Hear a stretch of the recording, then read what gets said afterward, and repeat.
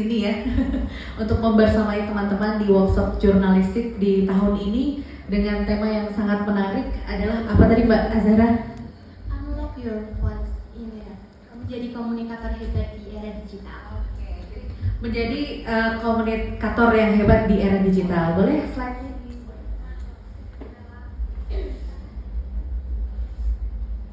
Oke, jadi saya membuat sedikit ringkasan materi terkait dengan tema kita ya di workshop siang hari ini, yaitu belum muncul ya, menjadi komunikator hebat di era digital. Sudah bisa dilihat? Oke, on process. Jadi teman-teman pernah tidak salah paham gara-gara chat entah dengan teman, sahabat, dengan pacar? Boleh pacaran nggak sih Pandit? Oh nggak boleh, teman-teman ya. Pernah salah paham nggak gara-gara chat sama teman? Pernah. Apa yang dipermasalahkan? Yang di tengah dulu deh. Apa? Yang biasanya jadi salah paham? Apa? Tadi yang sebelah sana. Apa Mbak? Oh, salah baca. Contoh kalimatnya mungkin. Misalnya kepencet tanda pentung gitu ya. Padahal maksudnya kalau tanda pentung itu kan marah ya. Atau mungkin hurufnya caps semua, caplok semua. Jadi hurufnya tuh gede semua. Nah itu kan kalau misalkan orang Banyumas, kayak mau lagi kenapa apa sih, lagi kesel apa ya, hurufnya gede-gede kabeh gitu ya. Belum lagi kalau misalkan ada emoticon yang marah misalnya ya, atau emoticon senyum, kayak lagi lucu orang jadi ngirim emoticon senyum kayak gitu kan. Jadi ada banyak hal yang timbul gara-gara chat, gara-gara salah paham, salah memaknai chat gitu ya. Karena bahasa tulisan dengan bahasa lisan yang bertatap muka langsung dan tidak bertatap muka itu beda ya teman-teman ya. Atau misalnya mungkin dari sekolah memberikan tugas gitu ya, tapi mungkin kalian salah dalam membaca atau memaknai tugas itu juga nanti akan berabe sekali. Nah, tujuan dari workshop siang hari ini adalah semoga teman-teman kita semuanya bisa memahami arti komunikasi digital itu seperti apa, kemudian menjadi komunikator yang percaya diri dan bijak, serta bisa mengasah kemampuan dalam menyampaikan ide secara jelas dan juga menarik. Saya pengen tahu untuk teman-teman, apa sih komunikator hebat itu apa? Boleh. Teman-teman yang jurnalis mana nih yang mading? Apa namanya? Mading. Nama komunitas madingnya apa? Mading Bunaken. Mana yang aktif di Mading Bunaken? Komunikator hebat itu yang seperti apa sih? Ayo. Silakan, Mbak, siapa namanya? Mbak Rizky. Ya, menurut Mbak Rizky komunikator yang hebat itu seperti apa? Dapat mengkomunikasikan suatu hal dengan baik. Oke, bisa menyampaikan informasi dengan baik. Oke, baik, terima kasih Mbak Rizky. Ada lagi sebelah sini? Ya, masnya yang pakai baju pramuka. Komunikator yang hebat itu apa? Komunikator yang dapat memberikan informasinya dengan baik tanpa membuat orang lain itu merasa kalau komunikasi ini tuh memberatkan pihak sebelah gitu. Oke, jadi tidak menyampaikan informasi dengan berimbang gitu ya. Tidak membuat gaduh, tidak membuat huru hara gitu ya. Kemudian komunikator yang hebat apalagi teman-teman? Jadi selain kita bisa menyampaikan informasi, kita juga harus bisa menjadi pendengar yang baik ya.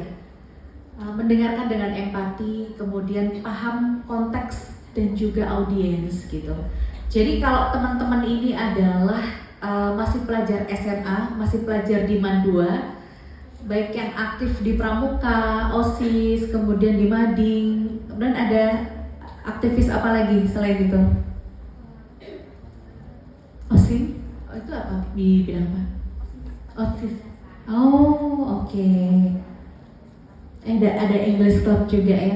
Jadi di masing-masing komunitas itu pasti harus menyesuaikan ya, entah itu kalimatnya, entah itu juga konten isi pesan yang akan disampaikan seperti apa begitu. Nah ini dia. Jadi teman-teman bisa melihat, boleh dibuka di slide yang keempat, apa itu komunikator yang hebat. Nah ini betul. Coba dibacakan Mbak Yan, nah ini sebelah ini. Coba Mbak dibacakan Mbak. Iya, silakan. Apa itu komunikator hebat? Tadi sudah disebutkan sama Mbak Rizky ya, bisa menyampaikan pesan dengan jelas. Nah ini yang kedua. Oke, mendengarkan dengan empati. Kemudian yang ketiga ini adalah paham konteks dan audiens. Terima kasih Mbak. Nah kemudian teman-teman, kita sekarang ini dikepung dengan era digital ya. Hampir semua teman-teman di sini punya handphone pasti ya. Punya handphone, punya media sosial, punya IG. Nanti kita saling follow ya. Karena nanti kita mau praktek bikin di ending ini, nanti kita akan praktek membuat konten yang positif di masing-masing media sosial. Nah nanti maksudnya apa? Kita saling follow back ya. Oke. Jadi tantangan di era digital teman-teman, karena sifatnya adalah teks, bukan yang secara langsung begitu ya. Jadi ada beberapa tantangannya. Emosi yang sulit diungkap lewat chat. Jadi kalau tadi di awal teman-teman hampir ketika saya bertanya, pernah nggak ada yang salah paham gara-gara chat? Ya ada gitu. Entah itu karena nada kita membaca pesannya, atau tulisannya yang caps lock semua ya, atau ada tanda pentung, ada emoticon yang itu mempengaruhi seseorang dalam memaknai pesan tersebut gitu. Jadi emosinya susah untuk ditangkap. Ini apa sih gitu ya? Oh, yang pertama dulu ada namanya misinterpretasi pesan teks gitu ya. Jadi karena dalam bentuk teks itu tidak ada ekspresi wajah atau nada suara, sehingga maksud asli sulit ditangkap begitu. Kemudian kata-kata yang ambigu ini bisa ditafsirkan berbeda oleh pembaca, dan yang sudah saya sebutkan tadi ya, penggunaan huruf besar, kemudian tanda baca, titik koma, emoticon ini bisa menimbulkan kesan marah, sarkastik atau nyindir atau tidak sopan, dan konteks yang tidak jelas. Coba teman-teman perhatikan di depan, ada contoh kalimat ya udah deh gitu ya. Ya udah deh, kalau misalkan kita yang baca pesannya itu lagi capek, lagi banyak pikiran, pasti kita akan ya udah deh. Oh, kok dia gitu ya udah deh, kayak nggak niat banget gitu. Padahal mungkin buat yang ngirim pesan itu ya udah deh itu hal yang biasa, yang ringan, tapi kita menangkapnya akan berbeda. Beda lagi kalau misalkan ya udah deh tanda pentung, ini udah jelas ini marah nih anak nih gitu kan. Jadi karena bentuknya tekstual begitu ya, maka ketika teman-teman akan menulis sesuatu caption di media sosial itu benar-benar harus diperhatikan ya, jangan sampai menimbulkan makna gaduh atau makna yang kurang baik diterima oleh yang membaca. Kemudian tantangan selanjutnya, emosi yang sulit ditangkap lewat chat itu tadi ya. Jadi sebenarnya ini dia lagi marah atau lagi seneng atau lagi biasa aja gitu ya. Nah kemudian tantangan selanjutnya adalah jejak digital teman-teman. Jadi boleh saya dibantu dibaca Mbak yang pakai baju biru. Ya silakan Mbak. Jelas nggak ya? Coba yang bagian jejak digital. Ya, yang keras ya. Digital footprint, segala aktivitas online yang meninggalkan bukti atau data, termasuk pesan teks, komentar, like, unggahan, pencarian, juga histori lokasi. Jejak digital ibarat tinta permanen di dunia maya. Sekali terekam, sulit terhapus. Maka komunikator yang baik harus bertanggung jawab atas semua jejak digitalnya. Contoh jejak digital, chat di WhatsApp atau DM Instagram, postingan di TikTok, Twitter atau Facebook. Betul sekali ya teman-teman. Jadi saya berpesan buat teman-teman nih, kalau usia-usia remaja ya Mbak Zahra kan pasti masih emosinya masih naik turun. Jadi pastikan harus bijak dalam menggunakan media sosial. Jangan sampai kita curhat masalah pribadi kita di WhatsApp gitu, apalagi sampai nyindir-nyindir teman gitu kan. Terus kemudian apalagi sampai marah-marah gitu, entah di WhatsApp, di Instagram ataupun di platform media sosial lainnya begitu ya. Jangan sampai kita meninggalkan jejak digital yang nantinya akan jadi bumerang buat kita. Karena apalagi sekarang kalau kita akan masuk di perusahaan akan bekerja, itu pasti yang ditanya ada media sosialnya nggak atau IG-nya apa kak gitu. Kayak misalkan saya mengisi di beberapa tempat, Mbak Desi IG-nya apa gitu. Karena sekarang itu Instagram, Twitter atau media sosial itu bisa menjadi salah satu patokan atau penilaian personal brandingnya ini orang gimana nih, bagus apa enggak, profesional atau enggak gitu kan. Jadi jangan sampai kita membuat postingan atau konten-konten yang nantinya malah justru akan menjadi bumerang untuk kita. Oke, selanjutnya bergeser masnya yang pakai baju biru, ya, tolong dibaca tantangan di era digital FOMO. Boleh slide yang ke selanjutnya. FOMO dan tekanan media sosial. Fear of missing out di era digital adalah perasaan takut tertinggal informasi, tren, atau aktivitas sosial yang terjadi di media digital, terutama media sosial. FOMO di era digital, fear of missing out. Apa itu FOMO? Perasaan cemas, iri, atau gelisah karena merasa tertinggal atau tidak ikut dalam hal yang sedang viral, tren atau aktivitas teman. Umumnya dipicu oleh media sosial seperti Instagram, TikTok, Twitter, atau WhatsApp. Oke, ya. Jadi FOMO itu adalah orang yang lebih cenderung ikut-ikutan ya. Dan kalau nggak ngikutin tren itu rasanya gelisah, iri gitu. Kok si Rizky udah pakai sepatu keluaran terbaru nih, wah aku harus beli nih misalnya kayak gitu ya. Si siapa namanya kamu mas yang pakai baju kamu kak? Mas Fawas. Iko Fawas motornya baru, waduh aku harus beli motor baru, nggak boleh ketinggalan sama si Fawas. Itu namanya kayak FOMO ya, ngikutin tren. Atau mungkin ada satu trend center, biasanya kalau anak-anak muda nih kalian suka K-pop gitu nggak sih? Iya, emang boleh ya? Ya, artinya misal mungkin ada kiblat K-pop gitu ya, terus kalian mengikuti padahal sebenarnya tidak sesuai dengan kebudayaan kita gitu. Jadi jangan sampai kita FOMO atau mengikuti tren yang sebenarnya tidak baik gitu ya. Nah, ciri-cirinya seperti apa sih ciri-ciri FOMO? Coba Mbak dibaca. Iya, kamu.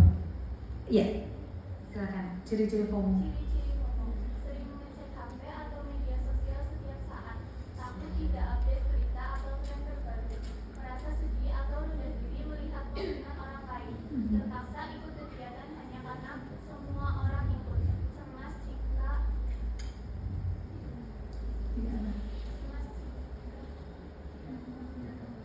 tidak bisa membalas pesan dengan cepat. Terus?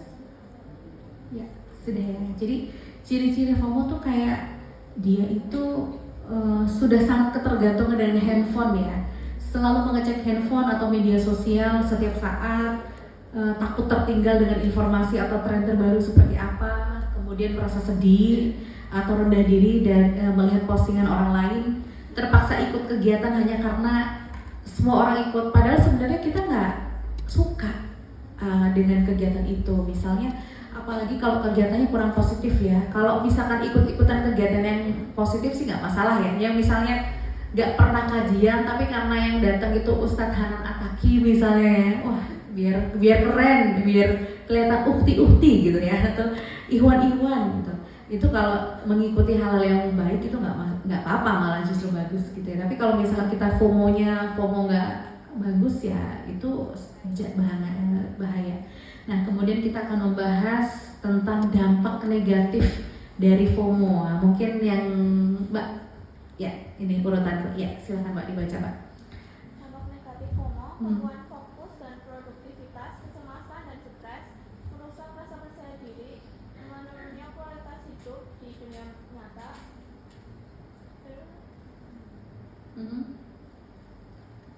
Terus membentuk perilaku impulsif. Membentuk perilaku impulsif, ikut konten tanpa berpikir panjang. Oke, jadi kalau misalkan sudah terjangkit penyakit FOMO itu akan seperti ini ya. Jadi kita menjadi tidak fokus, kemudian gampang cemas, gampang stres karena dia gelisah gitu, karena tidak bisa mengikuti. Nah, itu dampak negatifnya di situ. Kemudian bagaimana cara untuk mengatasinya? Silakan Mbak dilanjut sebelahnya. Ya. Batasi waktu di media sosial. Gunakan fitur Screen time.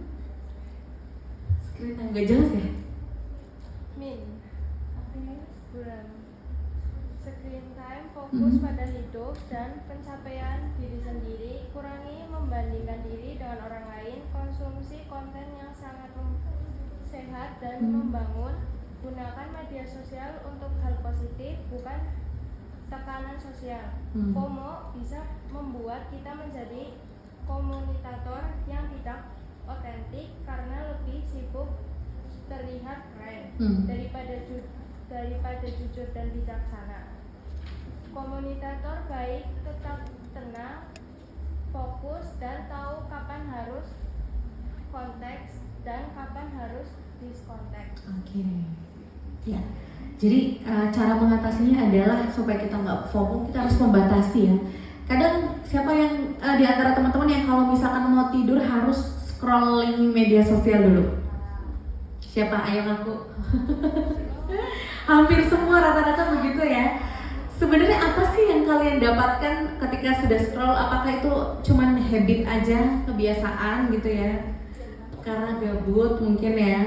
Nah, mungkin buat teman-teman yang sudah terlanjur memiliki kebiasaan seperti itu, kalau belum bisa mengubah total, nggak apa-apa, pelan-pelan gitu ya. Daripada ketimbang kita membuka atau men-scroll media sosial tidak produktif, mendingan mungkin teman-teman yang punya handphone, punya koleksi misalkan video di sekolah atau apa namanya, mending dibikin buat konten gitu ya. Karena sekarang kan justru kalau misalkan media sosial dipergunakan untuk yang positif, bisa mendapatkan cuan di situ ketimbang kita cuma scroll media sosial ya.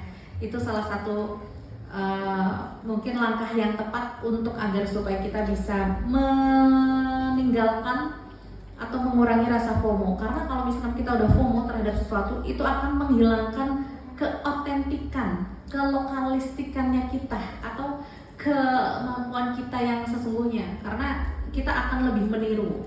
Padahal sebenarnya kita punya warna sendiri gitu ya. Nah, jadi kita kembali lagi bagaimana menjadi kunci menjadi komunikator yang hebat itu seperti apa? Yang pasti jelas menggunakan bahasa yang tepat dan ringkas, sopan, menjaga etika digital begitu ya. Kemudian responsif, tahu kapan harus menjawab dan kapan harus menahan.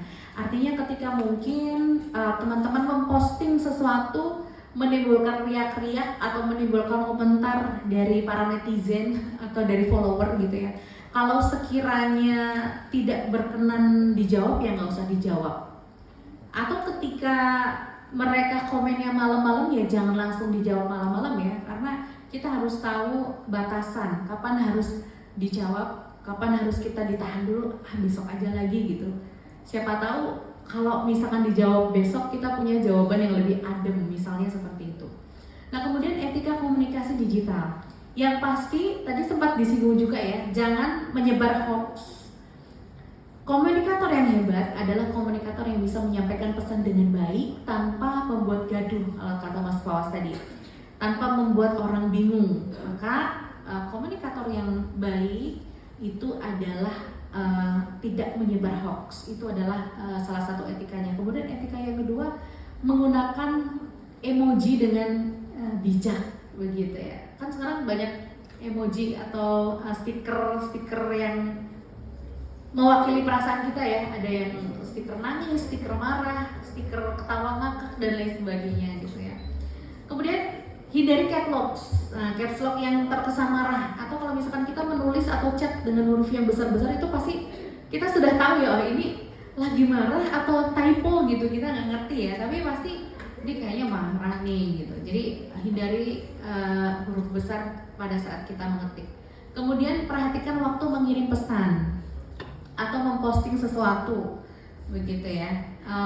Atau ketika mungkin dalam sebuah organisasi itu kan ada apa itu namanya grup ya gitu. Kalau misalkan